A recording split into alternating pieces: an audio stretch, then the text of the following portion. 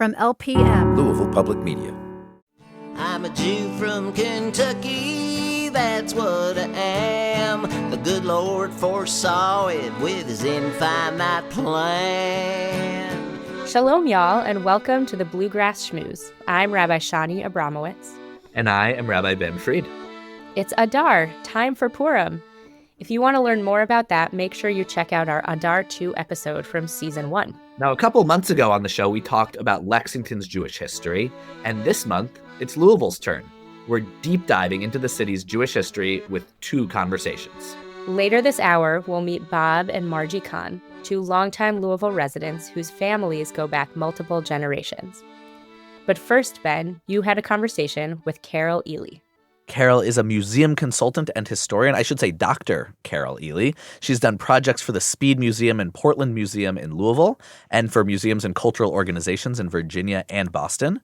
Dr. Ely has a PhD in American history from Brandeis and has taught American history at the University of Louisville, McKendree College, and Indiana University Southeast. She was a museum consultant and exhibition designer for the Louisville's Jewish Community Center's Jewish Heritage Day in 2001 and was the executive director of the historic Locust Grove right here in Louisville for more than 20 years. More than 20 years. She also is the first parent of a schmoozer to appear on the Bluegrass Schmooze. She is the mother of Sasha Chak, who was on Talking About Food. So you can go back and re-listen to his episode after you listen to this one and think about all the ways that her history must have influenced his cooking. I'm quelling here.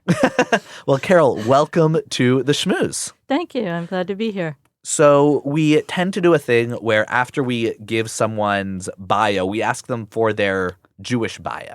So as a Jew in Louisville, as a schmoozer, what would your Jewish bio look like? My Jewish bio, that's an interesting question. Well, I'm a Jew by choice. I didn't grow up Jewish, but in my teen years, I got very interested in Judaism and especially Jewish culture, Jewish food, Jewish humor, Jewish comedy, all of that. And when I met the man who's now my husband, who's very proudly Jewish, I dove into it deeper. So in college, I joined Hillel, I educated myself, and then I formally converted right after I graduated from college. So I've been Jewish 2/3 of my life, and now I forget that I didn't grow up with all of that. You know, people say, start sharing their summer camp experiences, and I think, there wasn't one. So anyway, but I've always been very interested in Jewish culture, Jewish history, Jewish customs, Yiddish language. I was interested in Yiddish language way before I was interested in being Jewish. So we had Leo Rostin's The Joys of Yiddish was in my family home. So I've just always been fascinated by all of the ways that people are Jewish culture.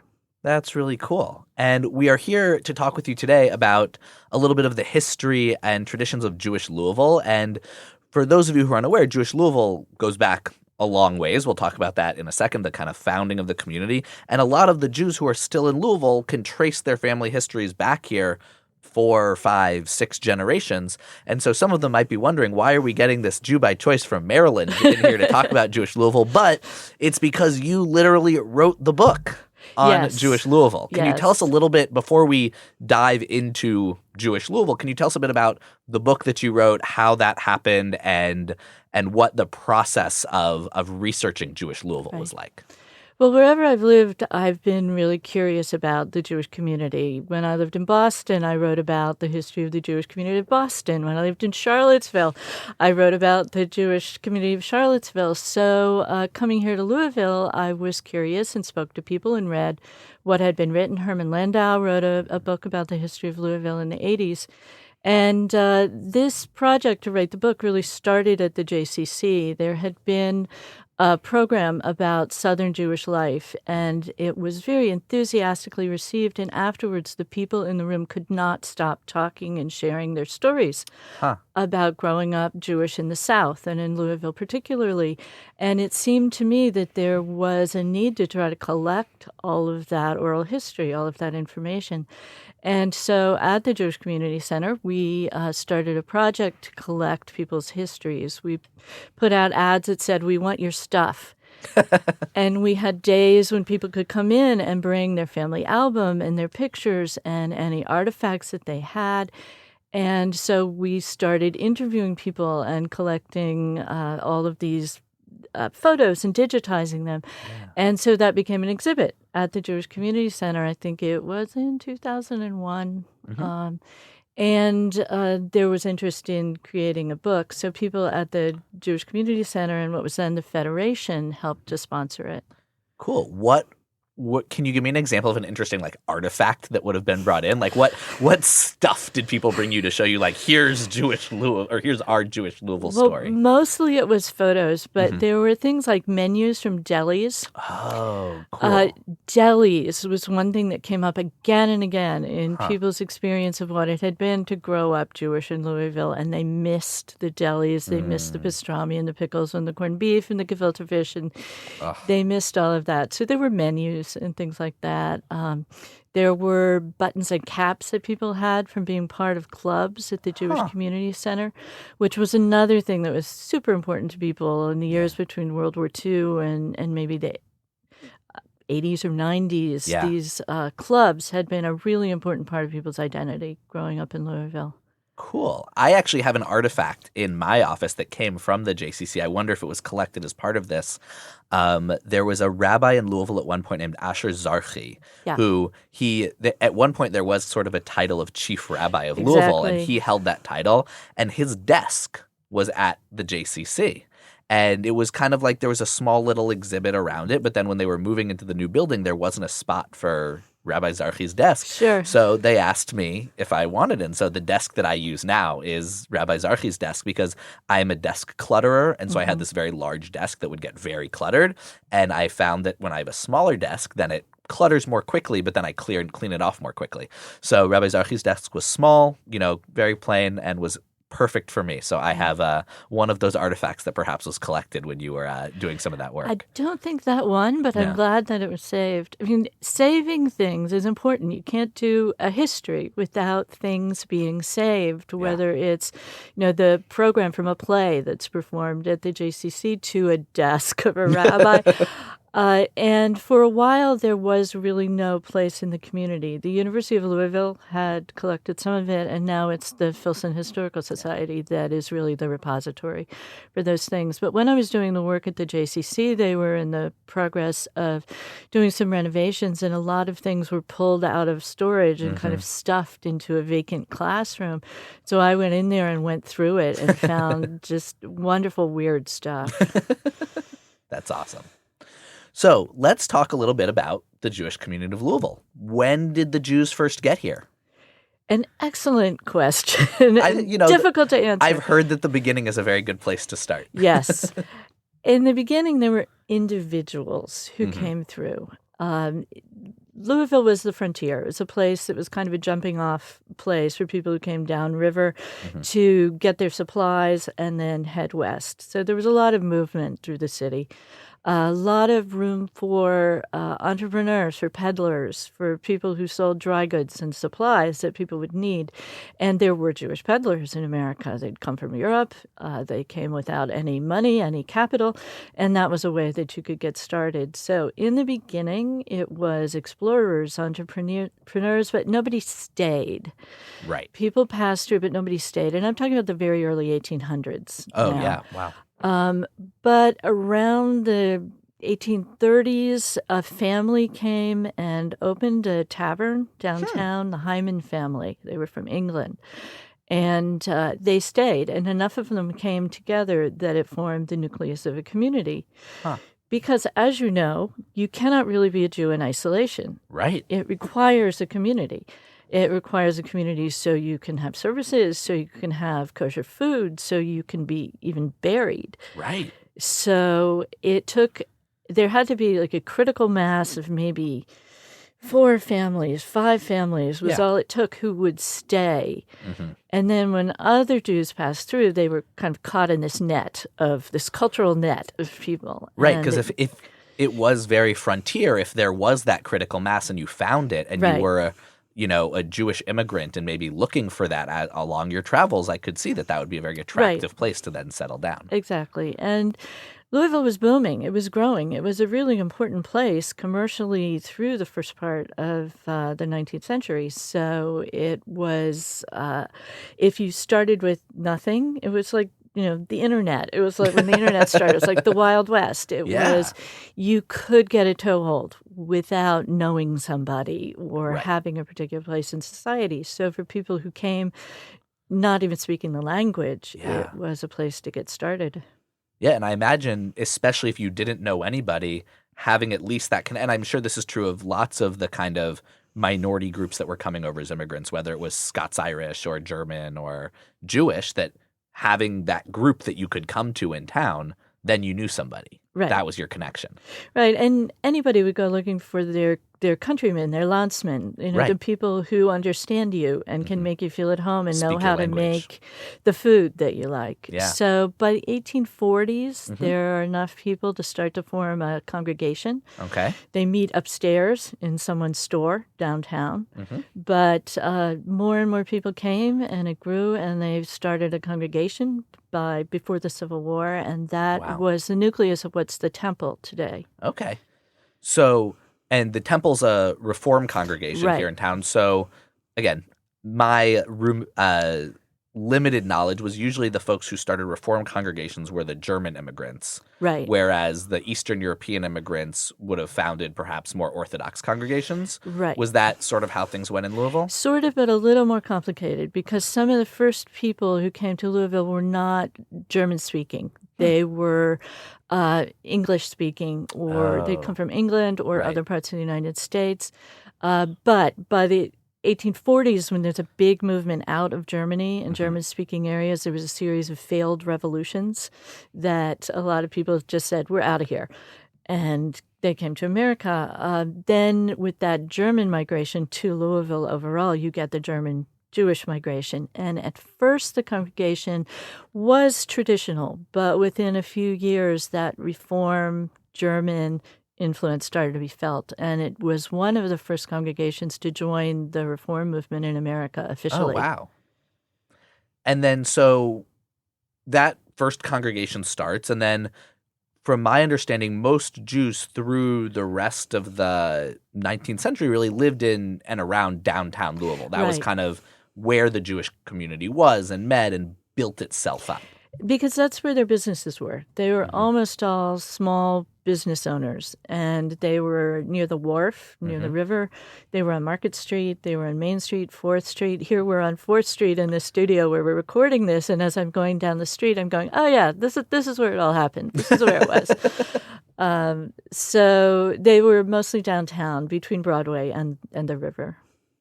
And then over the years, the Jewish community went from a community of kind of mostly small business owners to having at least a few families kind of make it big.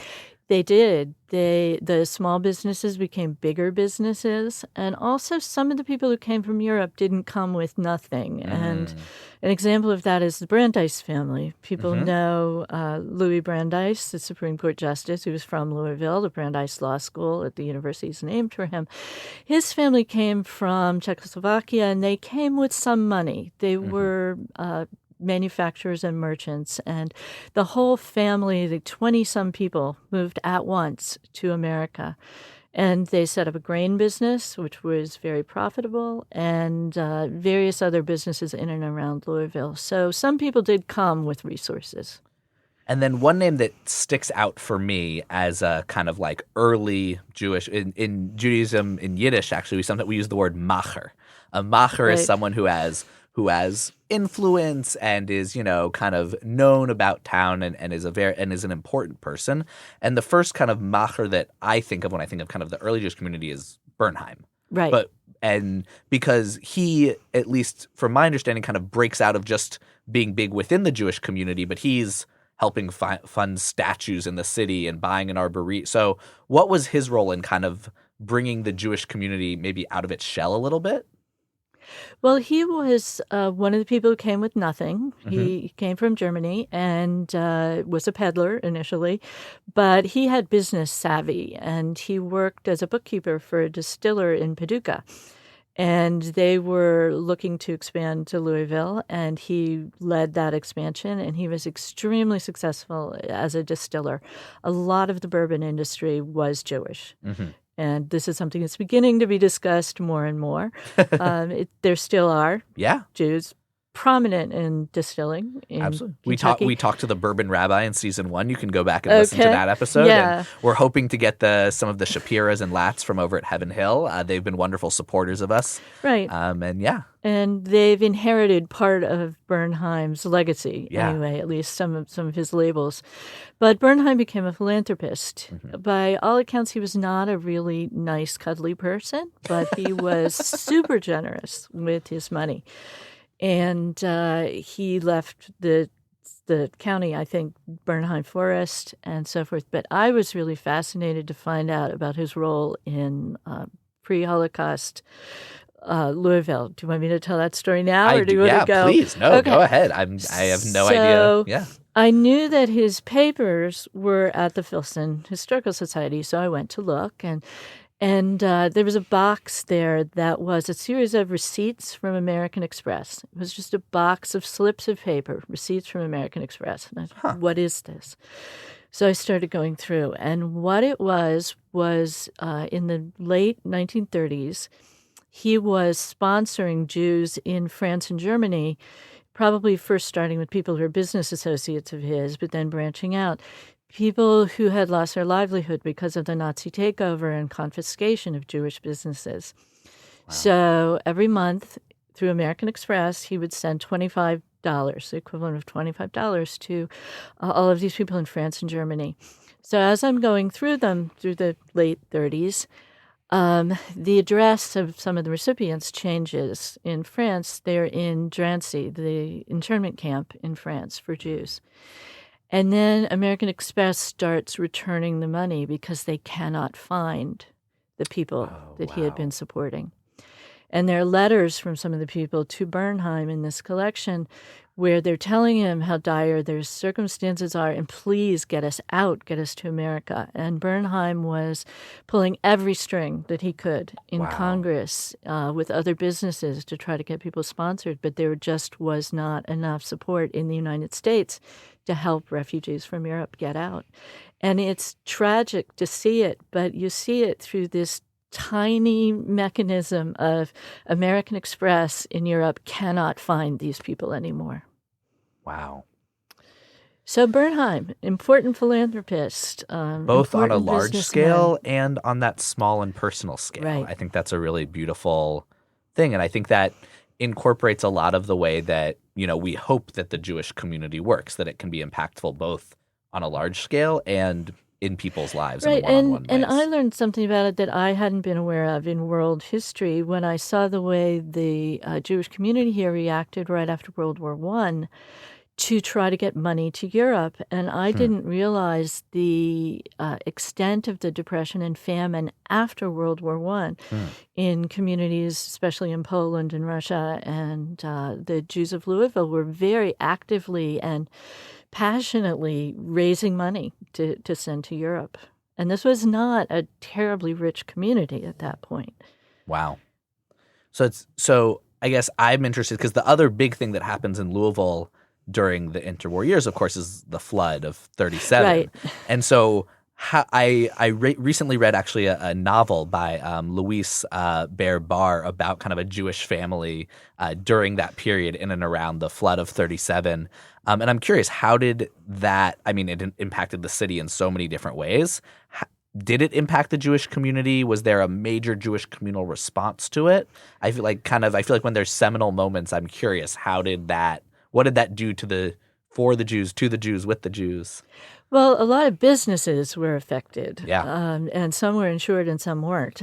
But I think there was a very rich tradition of mutual self-help. So from the time the first Jews had arrived, people organized to help each other. And so I think all of that came into play in 1937 in the flood to provide ways to get people to safety, then ways to get them fed, then ways to help their businesses recover. And I don't really know to what extent it was Jews helping Jews versus Jews helping the entire community. I imagine there was an aspect of both. Yeah. Other than the bourbon industry, are there other kind of major industries that Jews have played an outsized role in here in Louisville that has been particularly impactful? Well, in the early years, but you don't see it so much, it's department stores and dry goods and clothing stores. That was that step from being a peddler to having a storefront to having a department store. Yeah. There was a lot of that. Of all things, the fur industry. Huh. Louisville was the first civilized place for a lot of time in the early years where people could trade furs. And so I believe there are still Jewish furriers in Louisville. The garbage industry or recycling, as it is now. Down on the waterfront by the river, there were big junk heaps. It was the junk business then. Yeah. And that turned into a very profitable recycling business. Wow. They did a lot when the railroads were being downsized, and there's a lot of scrap metal. So the scrap metal business is the foundation of a lot of family fortunes and the foundation of a lot of institutions in the Louisville Jewish community. That's what comes to mind. There were, of course, doctors and lawyers. Yep. Always are doctors and lawyers. Always. A lot of pharmacists, I find. A lot of pharmacists, yes. On almost every corner, downtown, Old Louisville, the West End, there would be a pharmacy. And chances are pretty good it was a Jewish-owned pharmacy. Yeah. And why so many Jewish pharmacists? Well, for a period of time in the early 20th century, it was very hard for a Jewish person to get into medical school. There were quotas. There were limitations. And even if you did manage to get a medical degree, you might not get hired at a hospital. So pharmacy, for people who are interested in medicine, was another route that people could take. Also less of a financial investment. Yeah. So speaking of some of the institutions that you mentioned, we talked about the temple as kind of the first what eventually became the temple, one of the founding institutions. There are a number of synagogues in town, Reform and Conservative and Orthodox. Other than the synagogues, what were kind of the major Jewish institutions that were founded, and when did they come around? Well, interesting question. B'nai B'rith was a very important men's organization. It was one of those mutual self-help organizations that I mentioned. National Council for Jewish Women was very important. But I think most people would point to what was started as the Young Men's Hebrew Association, which is now the Jewish Community Center, which really supplied a physical center for all aspects of the community. The joke about, 2 Jews, 3 synagogues, there was a lot of division among the different religious and cultural groups in the city, but everybody went to the JCC. So I think that was what helped us to be one community and not a series of small siloed communities. Yeah, when I talk to Jews of a certain age who grew up in Louisville, they all talk about how they spent all their time at the JCC, especially in teen and young adulthood. And so I guess, that leads to my next question, which is the JCC currently is, off Dutchman's near 264, near Bowman Field, in kind of the outer highlands, as it were. Has it always been there? Where was it? Did it go there because that's where the Jews were? Did the Jews move to that area because that's where the JCC was? How did that kind of migration happen from downtown to where this kind of new center of the Jewish community became? Well, you're right that the JCC has always stayed where the epicenter of the Jewish community was. And when in the early 20th century, it was at 2nd and College, which is just a couple blocks away from where we are now. It was downtown because that's where the Jews were. The Jewish community had kind of migrated from north of Broadway to south of Broadway during the 20th century and was largely in what we consider Old Louisville now, and the streets just to the east of Old Louisville. That's where the synagogues were. The original Knesset Israel, Adat Yeshurun were Brook Street and Floyd and Jacobs. Floyd and Brook. Yeah. And then Adat Israel, which became the temple, was in Old Louisville. So that was the center of the Jewish community, and the JCC was near there. But in the mid-20th century, with white flight to the suburbs, which in Louisville was made much worse when they rammed Interstate 65 through what was really the center of the Jewish community, people started moving, and they moved to the Highlands. So by the mid-20th century, the Jewish community is in the Highlands. That's where the delis were, and that's where, the Jewish shops went, and the synagogues were there. And then when the Jewish Community Center was able to raise the money to move, it was quite expensive to leave where they were. They went even a little further out, looking at the demographic trends and thinking the Jews will continue to keep moving out. And so they went to the Dutchman's Lane area, where they were able to get a big tract of land. Yeah. And by that point, there were no tracts of land like that in the Highlands anymore by the 50s. So so they went out there, and really the center of the Jewish community didn't move out in that direction. It stayed in the Highlands and then went sort of out the Brownsboro Road area to the East End. Yeah. In addition to the JCC, one of the major institutions that I remember when I first drove through Louisville before I had even thought about moving here, I was just kind of passing through on the way to somewhere else. I saw on the by the highway a big sign that said Jewish Hospital. Jewish Hospital. Jewish Hospital. And I was thinking, they have a whole hospital just for the Jews? Because growing up, in Ann Arbor, Michigan, and in Chapel Hill, North Carolina, we hadn't had the kind of parochial hospitals. So why was there a Jewish hospital? That was one of the first things I saw, too. The first time I came to Louisville, Jewish hospital. It's like, oh, okay, there are Jews here. It'll be okay. Yeah. Jewish hospitals started, I believe, very early 20th century. Hospitals in Louisville were not only inadequate, they were racially segregated and segregated in terms of religion as well. So it wasn't so much Jewish patients as Jewish doctors who couldn't find a place to be. And also the existing hospitals were not always receptive to the special needs of Jewish patients, like for a Jewish chaplain or for kosher food. Yeah. So a group of doctors got together, raised money, started Jewish Hospital, which was in the old Louisville area initially, and then moved further to the hospital zone downtown on the other side of Broadway. But it is a very important community institution and is the foundation, again, of a lot of the support for institutions in the Jewish community came one way or another through Jewish Hospital. Yeah. And then I guess we can't talk about Jewish Hospital without also mentioning one of the benefactors of this podcast, the Jewish Heritage Fund. Exactly. So can you talk a little bit just about how that came about? I don't know all of the inner details, but at the time I was writing the book on Jewish Louisville, which was a little more than 20 years ago, Jewish Hospital was still thriving.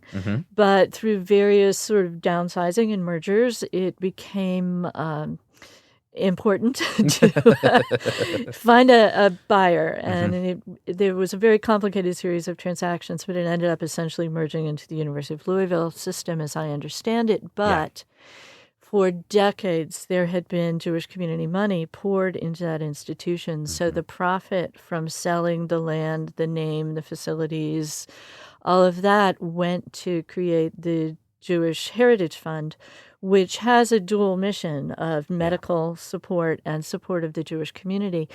And that, I think, has been a big part of what I see as a kind of turnaround in the Jewish community.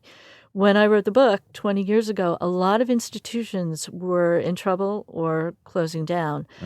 And it worked out. There were mergers, there were consolidations, there was new blood, there was new money, there was new energy. And part of that, I think, recently has been the ability of the community to draw on Jewish heritage money for important initiatives that will attract new people, that will retain the people who are here, to support culture. Because institutions are great, but institutions can't do it alone. I mean, there has to be a community of people which is why when I wrote the book, I wanted to talk to people, not just have it be, this institution was created and this person was a president of it. And all that's important. Nothing happens without that. But I wanted to know about when people went to the delis or the Jewish bookie who took bets on the Kentucky Derby and baseball games downtown. So, I wanted those stories too. So so the bookie is a great example, but can you give another example of a person who maybe wouldn't have their picture up on the wall of a synagogue or the JCC, but who is Izzy Goodman, the guy I spoke about, he was a character. But Barney Dreyfuss was this baseball guy. He loved baseball. The Louisville Colonels was the baseball team, and he was the manager. And he helped start the World Series. He moved to Pittsburgh. Sorry, he didn't stay in Louisville. But the World Series was basically his idea to try to prop up flagging interest in baseball and baseball sales. So, wow. Bernie Dreyfuss. Bernie Dreyfuss, Louisville legend. Yeah. How about them apples? That's really cool. There's Abraham Flexner, who's both loved and hated by doctors. He helped to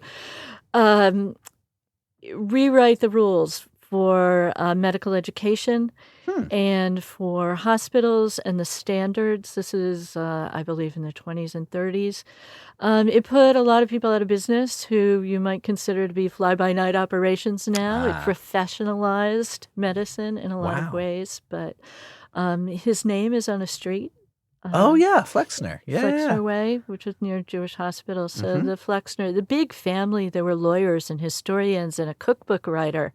Wow. So when you see the name Flexner, there's a Louisville connection. Very cool.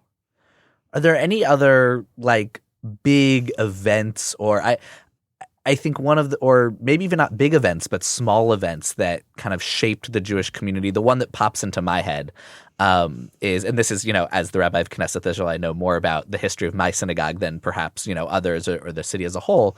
But the Knesset Israel, back when it was downtown, had a balcony. And the women would sit up in the balcony and the men would sit downstairs because at the time it was an Orthodox congregation that had separate seating for men and women. And then at a certain point, I think it was in the 50s, as the story's been told to me, the women decided they didn't want to sit in the balcony anymore, and some of their husbands and other men supported them, and they kind of staged a coming down from the balcony, and there was a fist fight between the men who supported the women coming down. The police were called. The police were called. It was in the paper that this was a big to-do. Yes. So I guess to me that I can't imagine and what would cause a fist fight in my synagogue today. Hopefully nothing. But that, those were kind of the things that shaped the future of the community that maybe flew a little bit under the radar for some people. It wasn't the building of a new building, but the fact that the men and women were then going to sit together, the women or the men supporting the women won the fist fight apparently. That kind of changed the trajectory of Knesset Israel. That now we're an egalitarian, conservative congregation. So I'm curious if there are any other kind of moments like that or things that when you were looking at your book that you think, wow, this is something that kind of changed the direction of Jewish Louisville.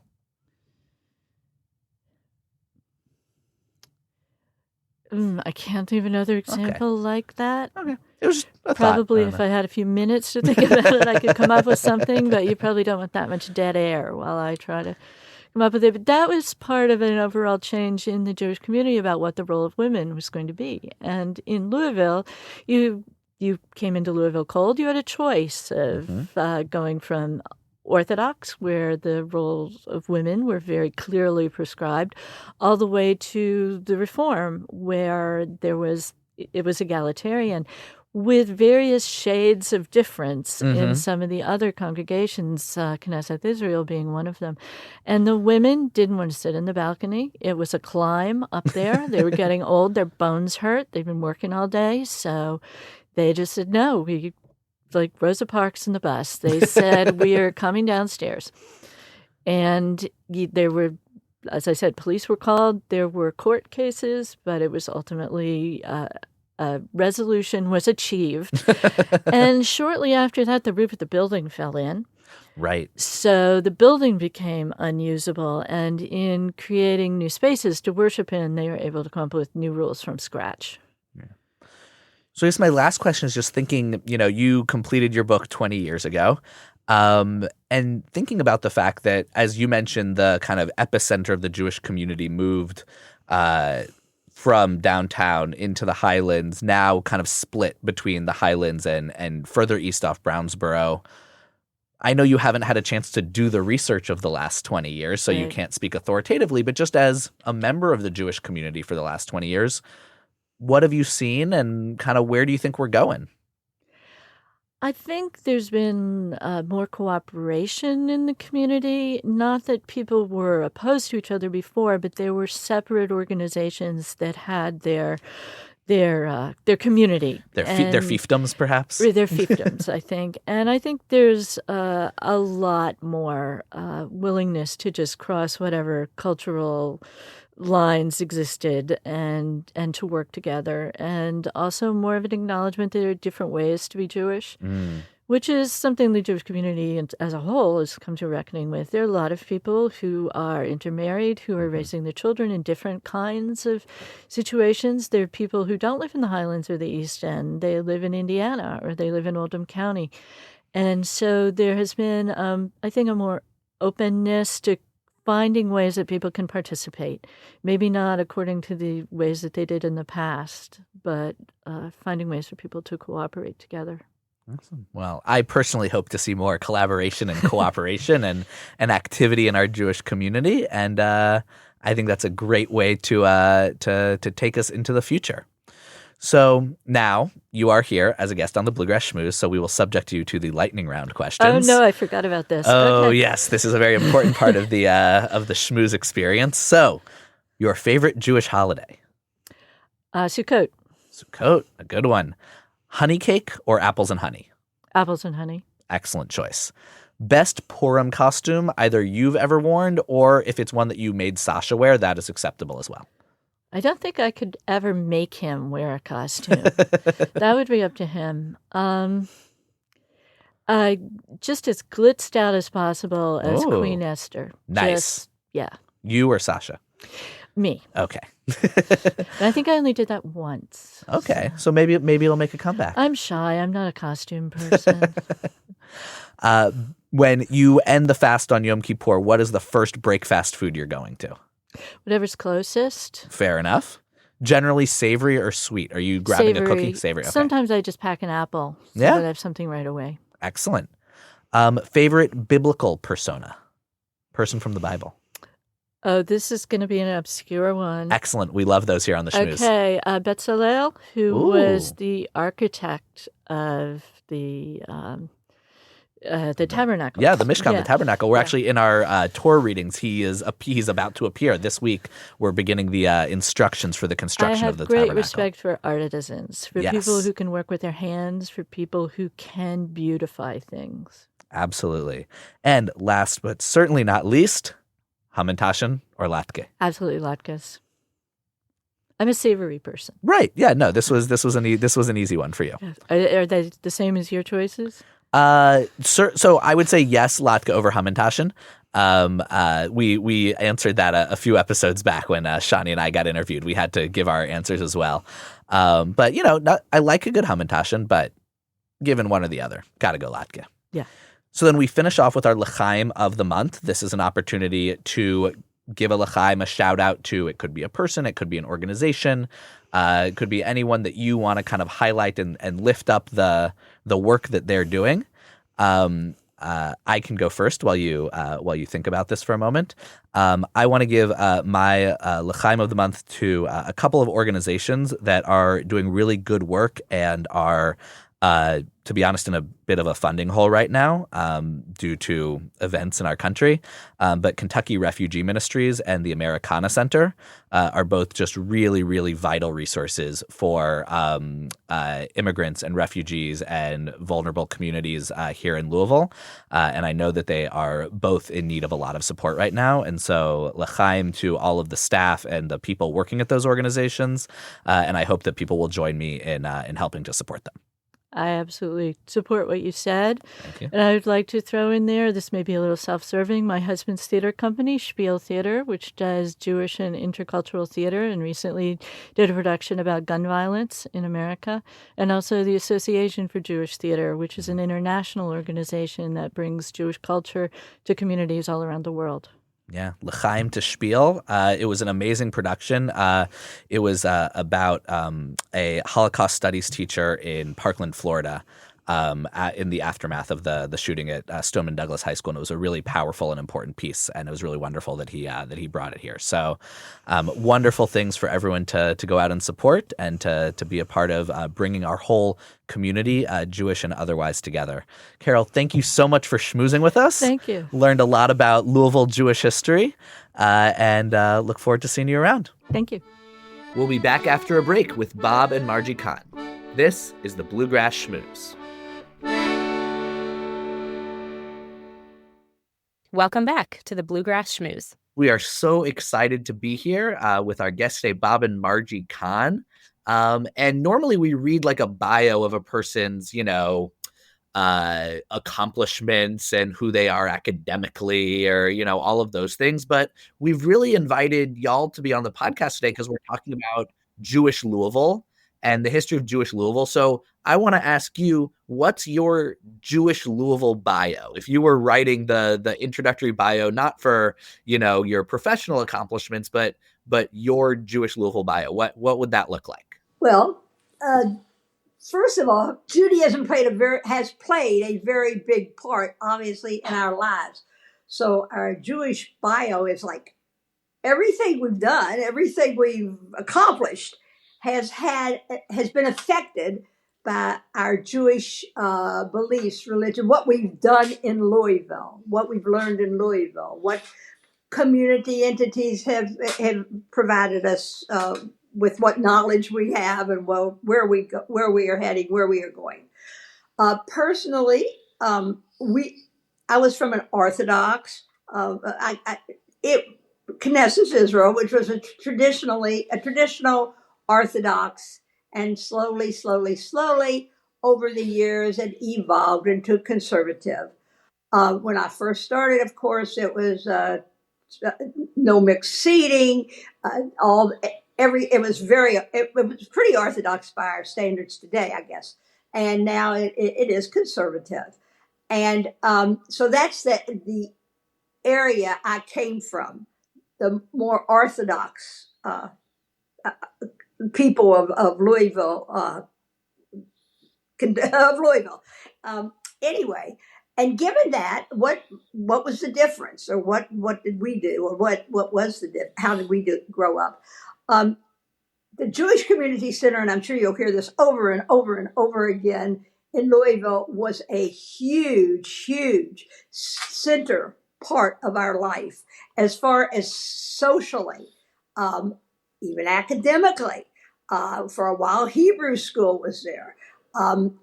So it was very important. The Jewish community, we had clubs, we met people, we had cultural events. I mean, and it was pretty every week. I mean, the center, you'd go to school. And by the way, I went to a school in an area that was not Jewish. I was the only Jewish child in my school, as a matter of fact. And so I could hardly wait till school was out, and I'd get to go to the Jewish Community Center on the bus, and I would get to participate and see my Jewish friends. And it was very important to me. It became a very much a cornerstone. I wanted that. I looked forward to that, even as a young child, and bemoaned the fact that we didn't live where everyone else lived, which was pretty interesting. At that time, that was important because I guess in a certain way, I was still I didn't feel threatened so much as I was more comfortable with my Jewish friends. There was no question about that. Okay. We went, like I said, we went to shul pretty much every Saturday. We did all our religious background, all that sort of thing together. Now, my family was very involved. My grandfather was one of the treasurers. He was a treasurer of Knesset Israel when they built on Floyd and Jacob Street. He was the treasurer. And during that time, it was right before the Depression, and my grandfather at that time had a very good business going. He, without any question, decided he signed the mortgage for the building. However, guess what happened? We had a depression and things started getting bad, and he was on the line for it. And that was a costly, it was not a mistake. He loved it to the day he died, but it was costly, I should say. I have 4 uncles who were president of the synagogue. My brother was president of the synagogue. My husband was president of the synagogue. We always all participated. Jewish hospital, of course, Jewish hospital, one of the reasons the Jewish hospital was founded, which I'm sure you've heard before, is because Jewish doctors could not practice in Louisville. They had a hard time. So the Jewish hospital was evolved, and my uncle Alex Berman was pretty instrumental in having that happen too, along with a lot of other people who formed this wonderful hospital that had gained all kinds of recognition. So we had a lot to do too with the formation of, hopefully, of Jewish identity in Louisville. As far as, Bob was president of the community center, I was president of JFCS. And the Hebrew school. And the Hebrew school, right. And anyway, but back to the good old days. We had there were a kosher. We had a few kosher butcher shops. I think there were about 4. Yeah, on Preston Street. Yeah, we had some delis, and I'm talking about way back delis. I'm talking about Greenwald's Delicatessen, which was on Preston Street, which you may or may not have heard of. I'm talking about butcher shops. One of the 4 butcher shops was Goberg's, where you'd stick your hand in the barrel to get a pickle out so you could get the good bride. And we had a bakery. Yeah, we had Melita's Bakery, and and Linkers for a while also had some kosher. They carried kosher bread. Right. And also, by the way, the Shechet. And the Shechet was we would get fresh chicken. We would get fresh chicken. My mother would from the farmer, and then she made my brother or my sister carry that live chicken in a bag that would shake. Get on the bus. We didn't have a car. Get on the bus. Go down to where the kosher slaughterhouse was, which was behind the butcher shop. You'd go in there, and then they would kosher kill the chicken for you, and then we'd bring it back home on the bus. That's why I don't eat chicken till today. Because of the smell of the smell. Those are the feathers. And if anything was wrong with that chicken after they killed it, if it had a broken leg or wing or whatever, well, by golly, they would not take that chicken. They handed that chicken back to you to get rid of it. Anyway, it was interesting. And it revolved around that era when I was a youth. It revolved around that press. My grandmother lived across, it was an old Louisville General Hospital was right on Madison and Reston, and she lived right across the street from it. And so the Jewish community kind of revolved around that area. Preston, yeah, and Floyd, and Brook, yeah, and First Street. Yeah. In fact, all the congregations in those days were not known, except for Knesset, were not known by their names. What street? Anshe Sfard was First Street. At the Shuren was Brook Street. The temple was on Third Street. Second Street was right by Dr. Pearlie's temple. But Knesset was Knesset. Yeah, but they were all together. And on the holidays, people would meander from one synagogue to another synagogue, to a temple. Everybody would kind of, and every now and then it was very, the bowling alley became very conducive particularly on Yom Kippur. On a stop-off place to say hello, not to bowl, but to kind of, place to be, so to say. Right. Anyway, there was one, as I recall, just one kosher restaurant, and that was Glazer's Restaurant. and that's where we would go on Sunday night. That was where we would go out to eat. That was our restaurant of choice. And of course, later there was a speed delicatessen on. Yeah, there were on other Marshland Road. delicatessen scents, but early on, that was it. And by the way, I had Margie's really part of 6 generations, going back literally to almost the Civil War in Louisville. So to Conestoga Cemetery. And by the way, your grandfather was one of the people who bought the land for the Conestoga Cemetery. Yeah, right. The others were there, but he saw the land became available, and again he invested, and that's part of the reason that it is there. Right. Okay. And then I grew up at Conestoga, actually a native of Louisville, although my family lived in a very small town in Tennessee, Milan, Tennessee. You would pronounce it Milan, but in Tennessee they pronounce it Milan.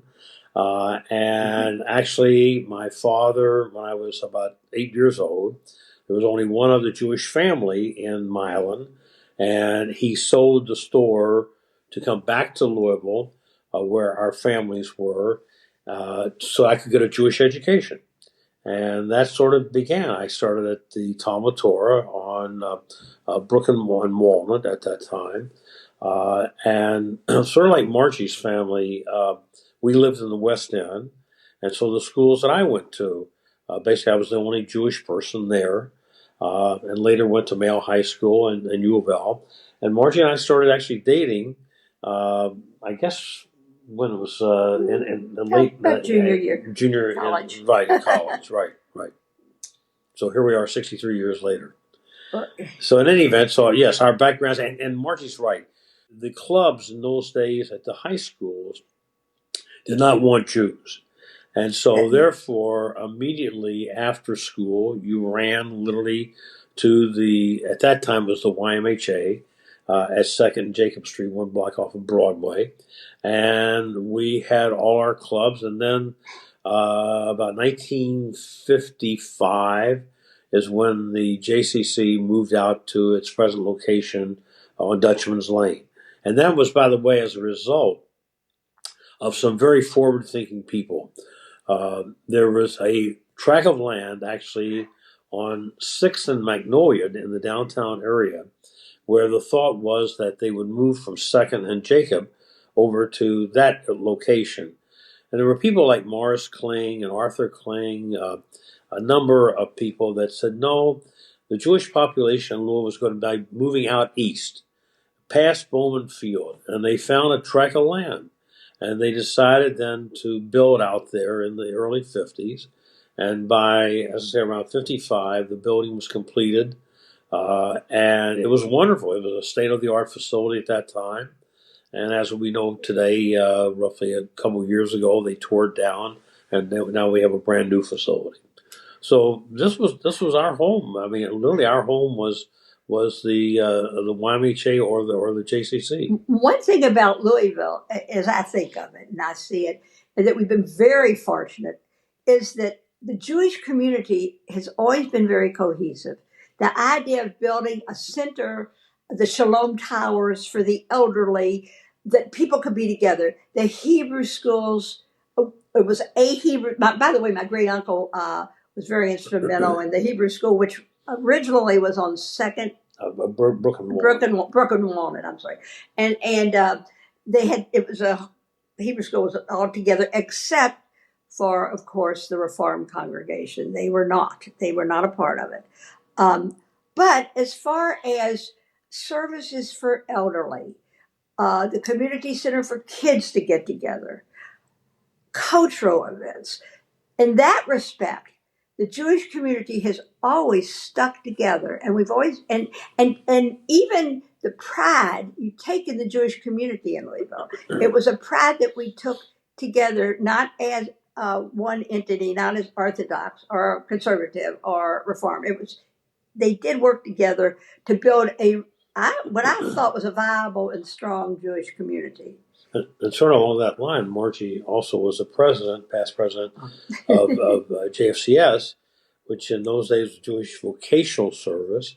And we, as high school juniors or seniors, would go to Dave Dobson was, he was the executive director, and you went there with the idea that he would help you decide what type of vocation or avocation that you were to go into. So again, that was a service that was provided to the youth, and again, as Margie said, all throughout that whole time, the Jewish vocational service provided for families all types of services. Yeah, it sort of started during World War II.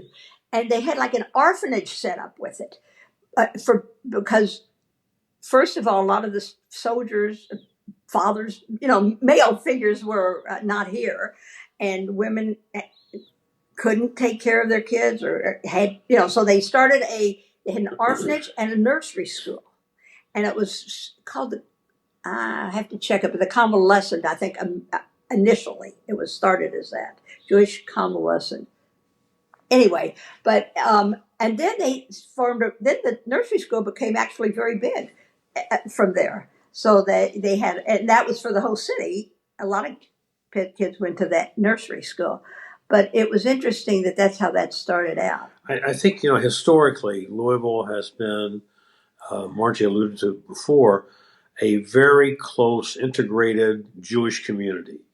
The congregations work together on programming, on other things, and it's pretty unique. You look at other cities, but I think that Louisville has a good reputation for the way that they integrated the Jewish community. And the Federation had a lot to do with that. And the Federation absolutely had a lot to do with it. I remember, particularly when I was young, there were no people that didn't affiliate. You were affiliated with some congregation when you came here.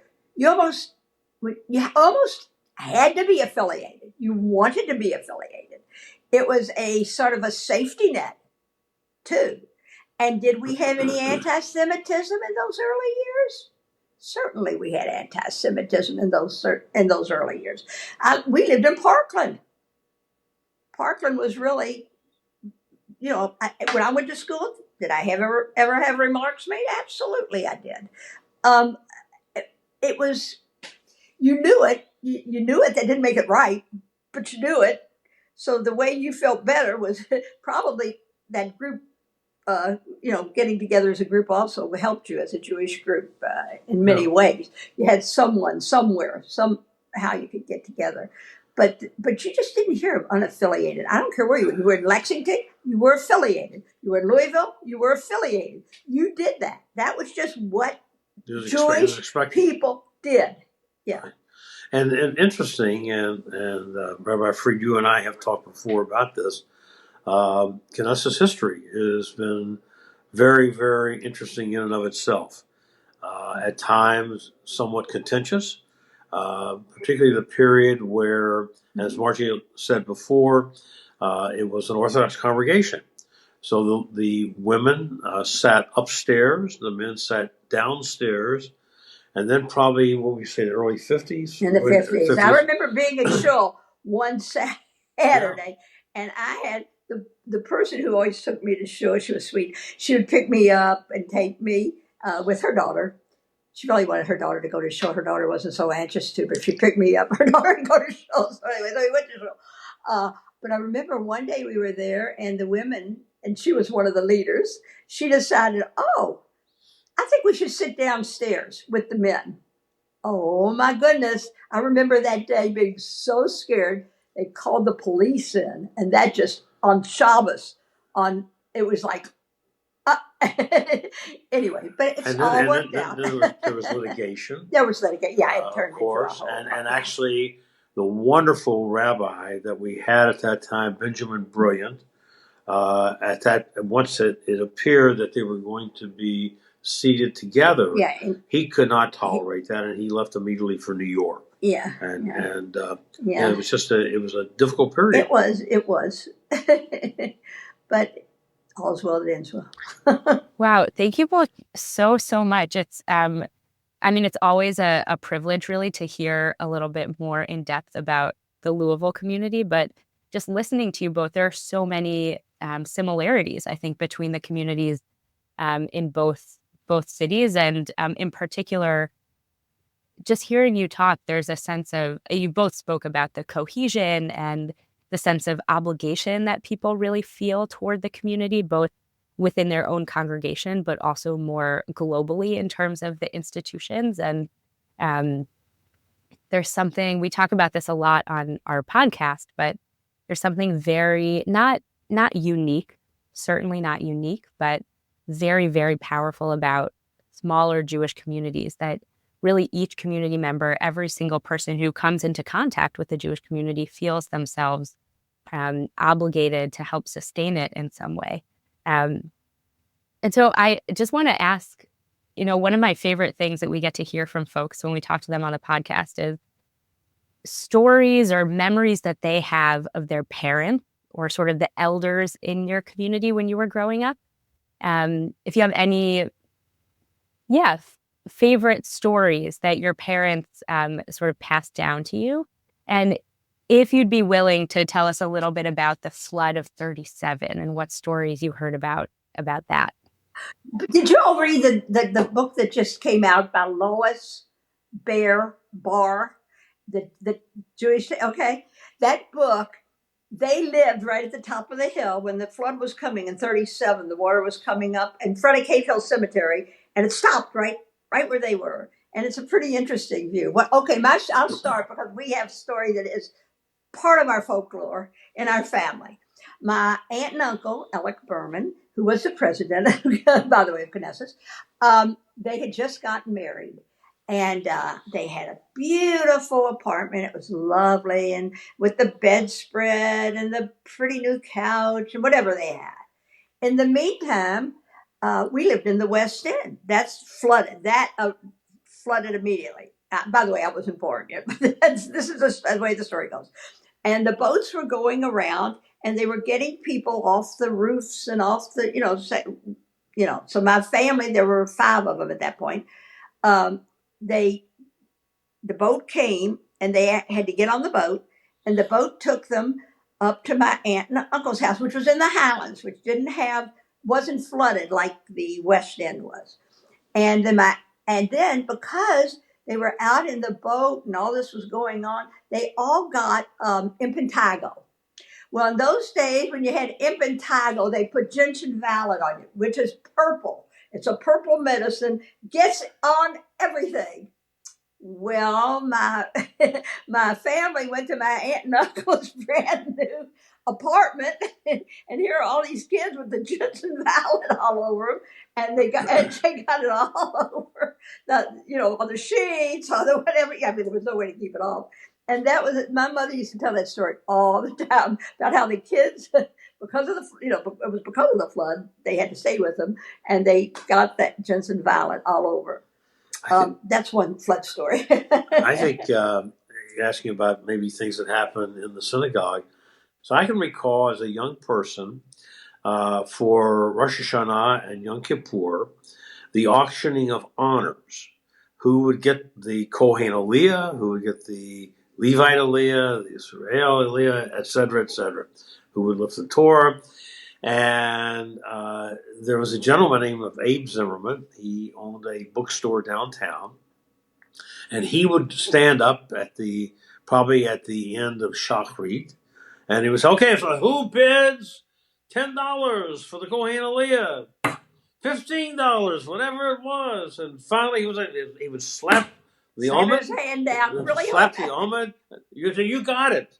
And that was sort of an interesting thing. There were a few little skirmishes over. No, I haven't. Yeah, no, you haven't. Right. By the way, Abe Zimmerman is Judy Shapiro's step-grandfather.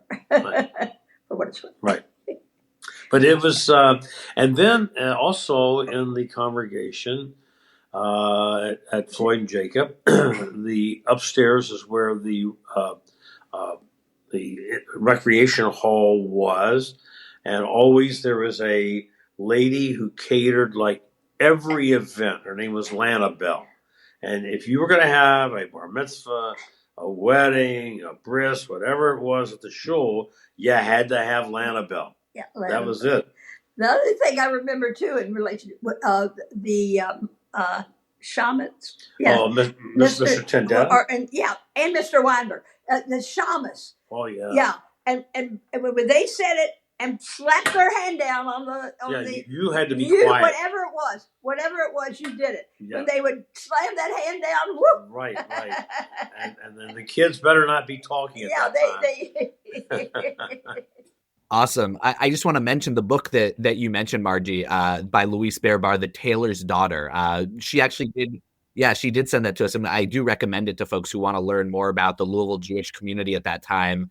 We have a dream of doing a bluegrass schmooze on the road taping in Chicago with her, because she actually works with Shani, with your mother-in-law. Is it who she works with? Yeah. My mother-in-law is the librarian at the congregation that I think Louise is involved in Chicago. All right. So one thing that we wanted to ask you, because you've talked a lot about kind of, memories of how things were and things specifically around the synagogue. But I'm curious, what are the changes that you've seen over your lifetime? Like when you think of where Louisville kind of was and where Louisville is now, and maybe even where you see the Jewish community of Louisville going. Like, what is the what do you see as kind of where Louisville is, and will be? Well, one thing I'll start with is, of course, there was segregation when we were young, all over Louisville. I mean, our schools were segregated, our bathrooms were segregated, our swimming pools were segregated, our water fountains, buses, yeah. I mean, it was complete segregation. It was, and I think we've, thank goodness, come a long way from there. Of course, there's still a lot to contend with. But that was a definite when we were younger. Religiously, we really did very little with other community groups, with other church groups, any of that sort of thing. We really did not. It was more of, at least this is the way I felt, it was more of, we'll do our thing, you do your thing. Let's not get in each other's hair or way, But I got that distinct feeling. Well, yeah, I mean, early on, a different time, needless to say, and I think we have come a long way. Look, it's evident in your own podcast of having the two Jewish mayors. I mean, it's a remarkable achievement, and when Margie and I go in different parts of the country and talk about Louisville, we brag, and we got two Jewish mayors. How many does your city have? I think we have come a long way. The other thing I was going to point out, we talked before, and as Margie was pointing out too, there wasn't a lot of assimilation. Now, that I guess has become a good thing, and it's become a bad thing. How you view it.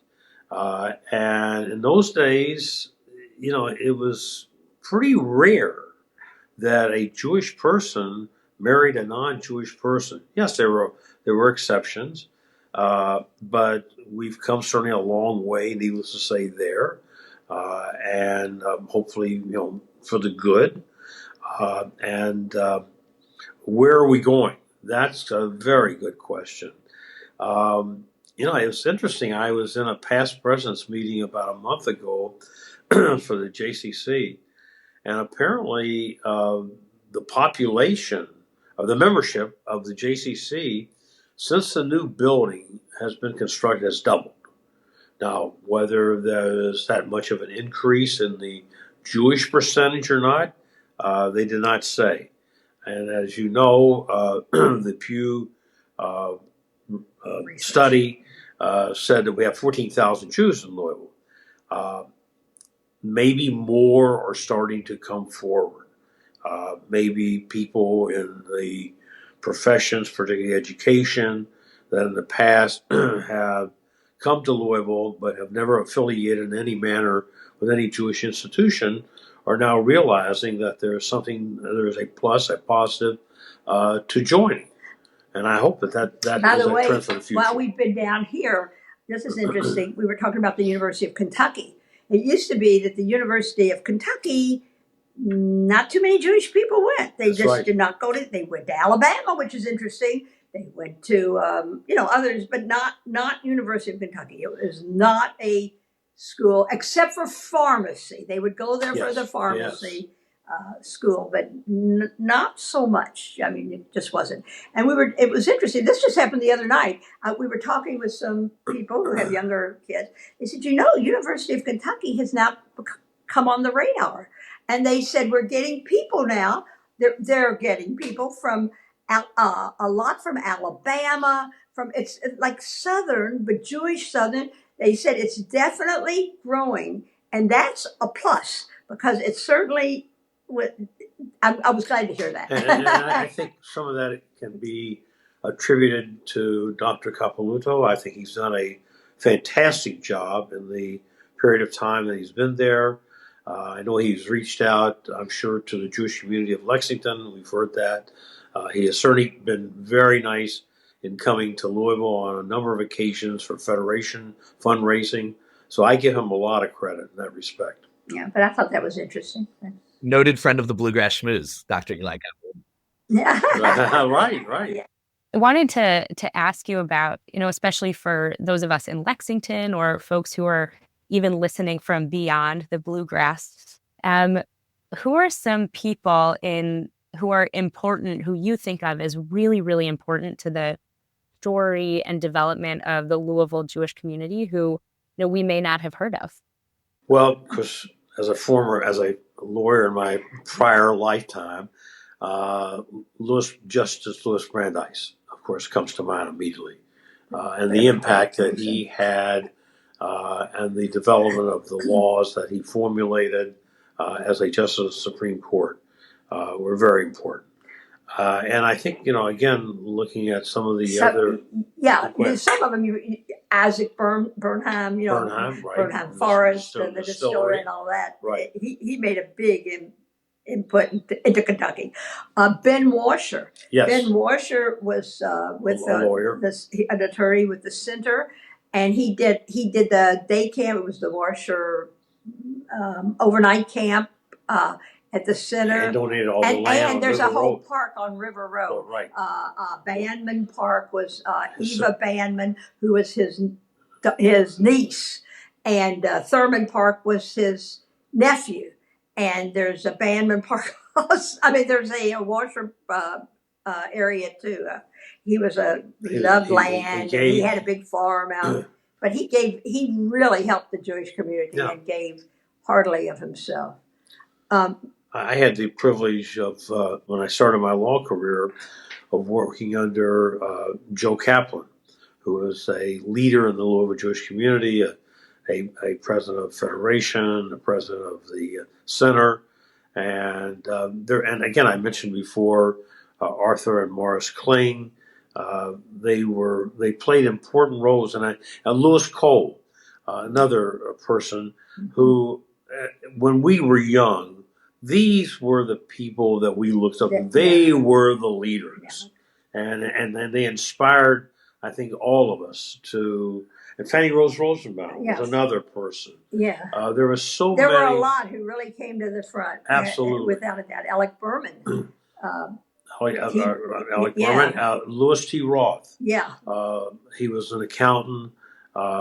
He did so much for the Louisville Jewish community. He steered people. That's right. He steered people. He persuaded people who were non-Jewish to leave contributions to Jewish organizations. And that wasn't so much done before. Absolutely not. Absolutely not. So there were some great giants in those days. And there were a lot too from Reform congregations. Oh yeah. that were here long before us. Again, and that did names that did helped a great deal. Well, I think that along that line that the temple had the probably dates back to pretty close to the Civil War with the Louisville German Jewish community. Yes, and there wasn't in the beginning, by the way, in Louisville. there was not a lot of intermingling at all between the German Jewish community and the Ashkenazi at all. And I mean, they kind of fought for the same causes, but it was this community and this community as far as differences in ideology, I think, mainly. And the temple had Sunday school on Sundays. And they had Sunday school on Sundays, because it was a takeoff on the Christians having Sunday school on Sunday. So Sunday school's on Sunday. And I remember my mother always wanted to, that's another thing. In those days, my mother, of course, was never even thought about bat mitzvah, never even thought about getting, it just was not going to happen ever. And, but she wanted to learn. And then she was like, she wanted to learn. So she signed herself into the Adar Israel Sunday school. And she went every Sunday. And that's how she really, she grew up through that. And even for our oldest daughter, Joan Lustig, at that time, Knesset did not have bat mitzvahs on Shabbat. So Rabbi Glickman, who was a wonderful person, devised a service on Friday night. He made up a service, and actually Joni and a friend of hers and a cousin of hers had a joint, and they each did a third of the Haftorah. And so last week, she said she read the whole Haftorah herself. Last week, she was the one who read, and she said, "I said I would do that since my bat mitzvah, since I only got to read a third there." That's awesome. I love that.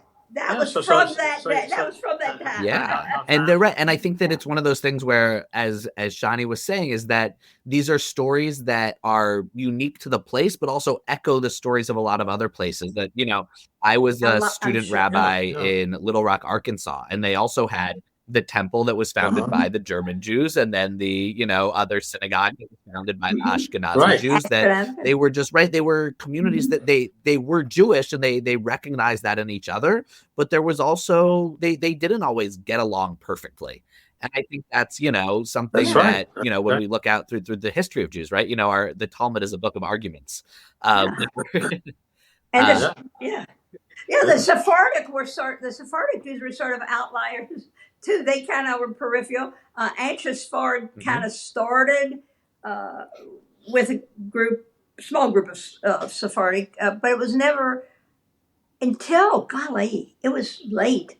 I was actually going to say that one name that we didn't mention is Rabbi Rudman, who was the rabbi of Anshe Sfard. He wrote a couple of books. One of them, I love the title of the book. It's The Almighty in the Suburbs. Is a book of his sermons that I found at a yard sale, and I picked up and I was reading. My goodness! And a person, I would be derelict if I did not mention Dr. Israel Naimani. Yeah, he was, first of all, he was a political science professor at the University of Louisville. Before that, by the way, he actually graduated from Marquette University, which is a Catholic university, as we know, in Milwaukee, and played basketball, even though he was about 5'5" in those days. But a wonderful person and really brilliant, super brilliant. He actually consulted when the State of Israel was founded in 1948 about possibly having a constitution, which of course they don't have, and he had recommended they do it, and for whatever reason they didn't. He was a highly respected individual here in Louisville and nationally, for that matter. There are so many stories. We could have y'all on here for another 2 hours, but we are gonna move to our lightning round. So we're now going to ask you a series of questions, and you don't need to think too hard about them. We just want to hear your gut reaction, what the first thing that comes to mind is. So your first lightning round question is, what is your favorite Jewish holiday? Mine is Passover now. Passover in 2025, maybe not in 1995, because now my children do it. Yeah, it's a lot easier. Right. I would say a combination of Passover and Rosh Hashanah because we've been very, very fortunate that these two holidays, our entire immediate family gets together. We always had 20, God willing, 29 people minimum. So speaking of Rosh Hashanah, do you prefer honey cake or apples and honey? Honey cake for me. I think. Oh, and also honey cake. No, his favorite. They have to bring it in. Wait a minute, Tegelach. Do y'all know? Do you know what Tegelach is? No, will you tell us? I don't think so. Yeah. Okay, they are mounds of like flour, like dough, right, in balls, and honey, and cherries, and dried cherries and nuts. Yes, and nuts. It is a machaya. Machaya. Ugh. All right. What is the best Purim costume that you've ever worn? I can't say what I've ever worn, but I still hold this against the costume people for Purim. When my little girls were young, my one daughter, of course, wanted to be, the older one, Joni, wanted to be Queen Esther. My younger sister, Lois, wanted to be a handmaid. We had the cutest handmaid costume. But of course, Queen Esther won. And she only won because she was Queen Esther, not because they weren't going to have a handmaid. And to this day, I feel badly for Lois because she didn't get to win that contest. Yeah, those costume contest judges, it's always a little rigged. Right. She was so cute in it. Yeah. Your favorite break fast food after Yom Kippur? Bagels and like whitefish salad. Lox, yeah. And kugel. The melchik dairy kugel. Right. Yeah. It's a very Jewish answer. Your favorite person in the Bible? Miriam. I've got to go with Aaron as my ancestor. As a brother. So I can trace my DNA back. Right. And last but certainly not least, Hamantaschen or Latke? Me, latkes. Yeah, I think I'm a latke too. In fact, we have a whole box of poppy Hamantaschen here. We're in Florida, and he was so excited. And he said, "I'm going to get all Hamantaschen." We had our kids with us this past weekend. I said, "They're not going to all want we're going to get all poppy." I said, "They're not going to want all poppy." He said, "Yes, we've got to get all poppy." I said, "Why don't we get a sort?" No, we're going to. Anyway, right over there is a box of Hamantaschen full of poppy seeds. Never touched. Yeah, I'm going to be honest, not my favorite Hamantaschen filling. All right, so now is the time when we're going to do what we call our L'chaim of the month. So this is an opportunity for you to, I'm sorry, as you said, we're doing this remotely. You're in Florida, so we can't offer you a L'chaim, in person. But an opportunity to lift up a person or an organization or someone who you want to highlight or you're thinking of or you want to, talk about for a moment. My L'chaim, we recorded a second half of this episode with Carol Ely, and so I did my L'chaim of the month with her. And so I will turn things over to Shani to do her L'chaim of the month, and then we'll hear from y'all. We'll give you a second to think of who you want to lift up with your L'chaim. We were very, very lucky this past Shabbat to host a visiting rabbinical student from JTS. Her name is Maytal Gerson. And it was just a wonderful opportunity to sort of get to see a rabbi in formation, but also have her come and experience the real depth and warmth of our community here in Lexington. So my L'chaim goes out to Maytal. L'chaim. L'chaim. I would say at least my L'chaim would go to all the members of our immediate family. We are blessed. We are fortunate. And I always say as long as the family keeps extending and expanding, we're happy. And I hate to be a copycat, but I'm going to be. Yes, L'chaim to all of our family. We're very, very blessed. We have 29, and they're all part of the Jewish feel, whatever, the way we are. And they support us. And whatever we do, they're supportive. And we're very fortunate, very, very fortunate. So, yes, my L'chaim is keep it going, guys. L'chaim to the mishpacha, to the family. And thank you, Bob and Margie, so much for joining us and telling us a little bit about your history, the history of Jewish Louisville. It's really been a treat to talk to you. And I look forward to seeing you very soon. And hope you have a lovely, lovely rest of your time in Florida. Thank you both so much. It was so wonderful to meet you. Thank you. Thank you. Thank It was you. our Thank you privilege. both. Thanks for listening to the Bluegrass Schmooze. Have a wonderful Purim, and we'll see you next month. The Bluegrass Schmooze is created and produced by Rabbi Shani Abramowitz and me, Rabbi Ben Fried. Our executive producer is Laura Ellis. Our social media coordinator is Eden Unger. You can find us on Instagram at Bluegrass Schmooze. Our show is made possible by support from the Jewish Heritage Fund. Our opening and closing song is Jew from Kentucky, written by Dan Byrne and performed by Dan Byrne and Bridget Kalin. Thanks to Knesset Israel Congregation in Louisville and Ohave Zion Synagogue in Lexington for believing in two young rabbis and helping us make this podcast a reality. For more information, to keep in touch, and to learn how you can help us continue this work, visit bluegrassschmooze.org. We're Jews from Kentucky, that's what we are. We drink our mint juleps from a kosher dill jar. Wherever we wander, wherever we roam, Jews from Kentucky is always at home.